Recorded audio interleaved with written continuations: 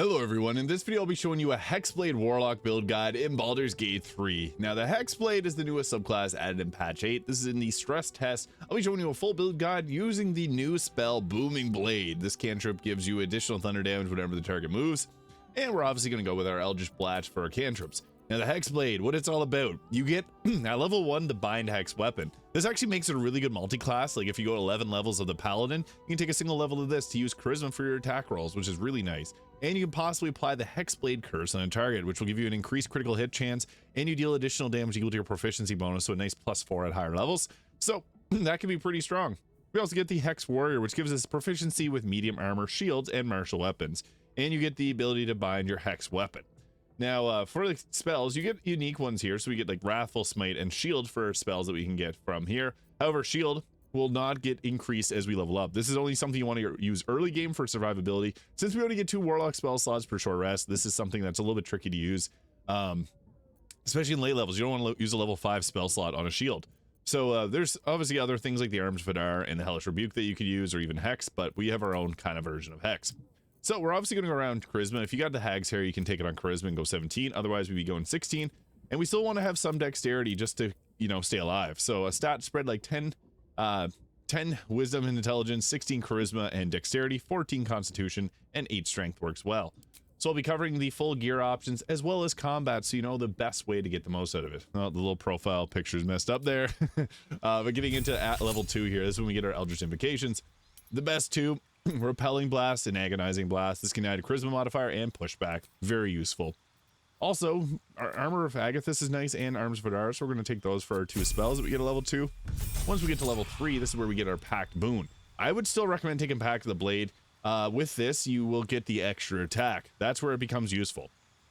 And if you go with Pact of the Chain, you get a Imp or Quasite. Although you can get a Quasite elsehow in the early game, so Pact of the Blade is still the best choice here. Now, for our spells, we get access to Hold Person, which is amazing, and Branding Smite, which is nice to see. We're just going to go with the Hold Person there, because it's going to be the best spell that we get at this level. And at level 4, we get ourselves another cantrip. We can go with Hold the Dead, but Bone Chill will stop the target from receiving healing, which can be really nice. Minor Illusion and Friends also have their merit outside of combat. And for our next level spell, Branding Smite, Cloud of Daggers, or Dark. Darkness is actually really good because next level, we can see in darkness. And for our ability score improvement, we're going to obviously take up Charisma for better spell casting, better attack rolls. At level 5, we get our Deepened Pack, which gives us the extra attack, and we get to choose a level 3 spell, with the best being Hunger of Vidar. And we also get to choose an Eldritch Invocation, which I would recommend the Devil's Sight, which allows you to see in magical dark vision. So when we cast darkness, we can hide out in it. At level 6, we get the Accursed Spectre, so whenever we slay a creature that's fixed with the Hexblade's Curse, we can erase one of 3 different summons, which will help us for a short period of time. They only have like 33 health, but they're nice to have. Now we can also get Counterspell here, but this is a little bit of a weird spell to take, due to it getting a using up a high level spell slot at higher levels. So I would almost recommend going with something a little bit different. Cloud of Daggers is always a good spell because it requires the enemy will take damage no matter what. It doesn't have a check. They just walk through, they take damage. At level 7, we get ourselves some more choices spells like Staggering Smite, which can possibly stagger the target, making it not take reactions. Phantasmal Killer can be nice, but it does take the damage on the next turn. Staggering Smite can be quite nice, although, yeah, it's going to use your bonus action as well. And the Eldritch Invocation that will be taken at next level, there's a few really nice ones. I like the Dreadful Word, because Confusion is a really effective spell that I think a lot of people underrate, because you can make enemies just attack each other, and that's really nice. At level 8, we get ourselves another choice in spell here. Blight can be okay because it will scale up. Necrotic damage is not amazing, but I mean, it's something. And for our ability score improvement, we may as well max out our Charisma at this level. Once we get to level 9, we get ourselves another Eldritch Invocation. We can get the Minions of Chaos, giving us a free elemental. This is really good, although you do have to use a spell slot. You can use a staff to get it for free. Now we also get Cone of Cold here, which is crazy. This is an amazing spell. So once we get to higher levels, we're going to be using Cone of Cold or Banishing Smite mostly. At level 10, we get the Armor of Hexes, so if creatures hit with the Hexblade's Curse and attacks us, we can nullify the attack as a reaction with a 50% success rate. It's actually really nice to have. And we'll take Toll the Dead here for our next cantrip. And for the spells, Banishing Smite. Possibly banish your target to another plane of existence. Actually, going with Toll the Dead's not... Eldritch Blast will probably be better than this in most cases, so actually Minor Illusion or Mage Hand could probably be a bit better. and we'll just stay with the banishing smite. This is also the melee version and the range version. But for the final level here, or second final level, we can get a Mystic Arcanum. I think Circle of Death's probably the best choice here. 86 of necrotic damage in a large area is pretty nice. You can make a big explosion with that. Eye Bite's also useless, and Creep Undead can work great too, but we'll also go with the Hold Monster spell for next level, because Hold Monster is really effective. And at level 12, we get Life Drinker. Previously, this used to say your packed weapon, but now it supplies to any weapon, gets additional damage equal to your charisma modifier. That's a nice +5 to our necrotic damage, and you can even take that higher with the Mirror of Loss or the hat that gives you +5 charisma. Yeah, we can also, I guess, take Branding Smite there. And for the feat, Alert for the +5 initiative is always a great choice, so that we move first, as moving first is sometimes what you need to do. Now, as far as gear options go, the Hood of the Weave will give us an increase to our spell save DC, which is always nice. Cloak Protection will give us better armor class alongside the Evasive Shoes and the Organic Protectionist for 17 armor class, not crazy. But as for armor, we do get medium armor proficiency, so the armor agility can be really good to boost that armor up to 23. But also the Ballast armor is another good choice too, because with the Ballast armor, it makes enemies vulnerable to piercing damage, so we can really do a ton of damage. If you want more armor, armor of agility. If you want more shenanigans, Ballast armor. Hellisk armor is another choice you could go with. And for the weapon, the Duelist Prerogative is nice to give us 2 reactions. However, the best weapon for this is actually the Shar Spear of Evening. With Shar Spear of Evening, we can create darkness, which we can see in. This will also give us blindness immunity, so you don't have to go with the Devil's Sight. You could also go with the Staff of Cherished Necromancy, which will give us an extra casting of Circle of the Dead. So that's another nice thing you could go with. You do get the Bind Hex weapon here no matter what, so you can go with a sword if you want to, or you can go with this here because this is actually pretty strong.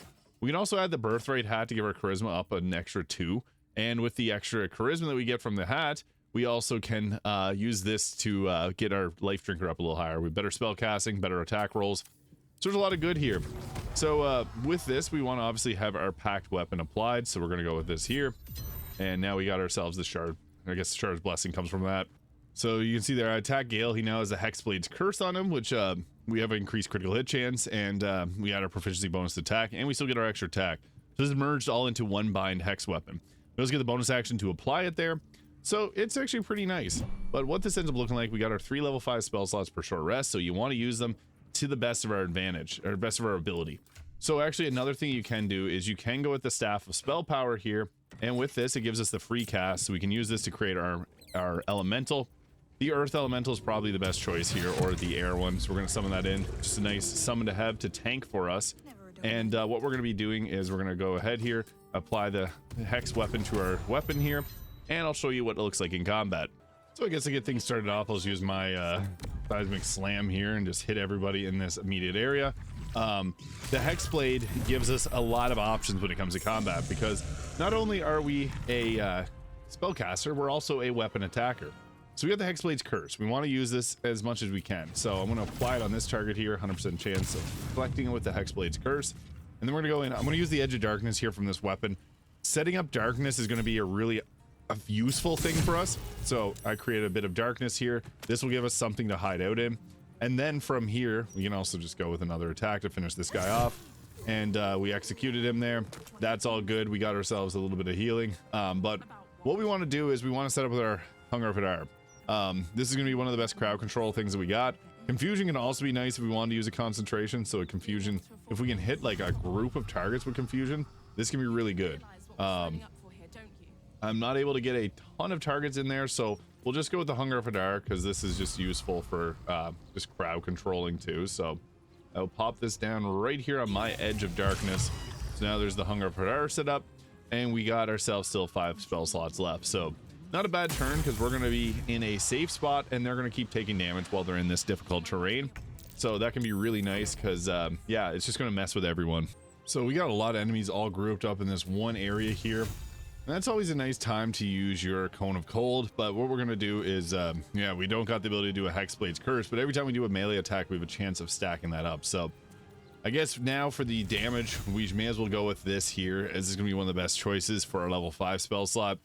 Try to line up as many people as possible, because that's going to be the most advantageous. Although if there's a single enemy that's got a lot of health, Banishing Smite is going to be a good one. You can see there we took out a lot of targets with that. And then I guess we can follow it up by just going with normal weapon attacks, trying to apply the Hexblade's curse on our attacks. That just took the target out and exploded. Unfortunately, I lost my darkness there because I have unstable blood, and whenever there's unstable blood, you can actually explode it like that. So that was not ideal, but we took out the target there. That's perfect. For some reason, there's a person walking through that. There might be a small bit of darkness that I can hide in somewhere around here. Charge blessing, yeah, that works fine with me. That's all good. So with this, we want to try and stay within our crowd control. Also using the Shar Spear can give us the darkness, but we do have our own casting of darkness, so you could go with that. We're in a tough position here because we only got one spell slot left, but we get ourselves that free casting of Circle of Death, which is kind of nice. So this can be used to just take out a large number of enemies. So we're just going to fire away with that. And that took out a number of them, which may bring more guards into the fight because we just took out civilians. But then we can follow it up. You can also go with just a ranged attack if you wanted to, or Eldritch Blast because the pushback will be nice. When there's multiple targets, it's typically best to attack with our melee weapon here, because with our melee weapon we also get the ability to apply the Hexblade's curse, which is really nice. Still take that target out there, so that was not a bad choice. But yeah, I should reset up darkness somewheres. We do got our bonus action ability too, so if you got illithid abilities, they work well here, like the Mind Blast, always a good choice. And we also got the Black Hole here, which we can use just to suck people into our I should probably use that closer to the Hunger Padar, but this will suck people in. I messed that up. And the Earth Elemental is really nice because you can just have him go around. He's also got a teleport, so he can just fly right into things. Keep them in the Hunger Padar. Yes, he will get hit, but he's strong. He can take it. So that's the nice thing about the Minions of Chaos. It gives you this guy here, which is nice for those double attacks. And it's our turn. We're still taking fire damage. That's fine. But we got our Banishing Smite. So we got the range version of that. And we're just going to apply that, get rid of the Hunger Padar. And boom! It took them out. Banished them, but it removed them as well. So that was cool. That is the Hexblade Warlock. You only get one Hexblade's Curse for short rest to make it count, but it can raise the Accursed Spectre, which did not happen for us, but it can.